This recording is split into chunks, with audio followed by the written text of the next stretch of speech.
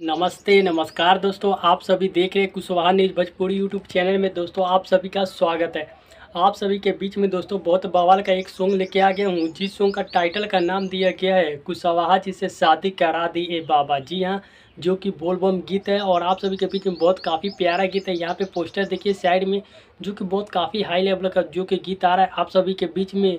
गोलू सम्राट और खुशबू राज की आवाज़ में दोस्तों इस गीत को सुनने को मिलेगा, जो कि बहुत काफ़ी प्यारा गीत है। और आप सभी हमारे यूट्यूब चैनल पे न्यू हैं तो चैनल को सब्सक्राइब कीजिए, क्योंकि आप सभी को यहाँ पे भोजपुरी का हर खबर सबसे पहले जो कि दोस्तों देखने को सुनने को मिलता है, जो कि बहुत काफ़ी हाई लेवल का जो कि गोलू सम्राट के आवाज़ में दोस्तों सुनने को मिलेगा। ऑडियो सॉन्ग के माध्यम से इस गीत को रिलीज किया जा रहा है, जो कि तो आप सभी जरूर तैयार रहिएगा, जो कि बहुत काफ़ी हाई लेवल का दोस्तों ये गीत है। था और आप सभी को बता दूँ, सॉन्ग का भी टाइटल का जो कि नाम दिया गया है कुशवाहा जी से शादी करा दी ए बाबा।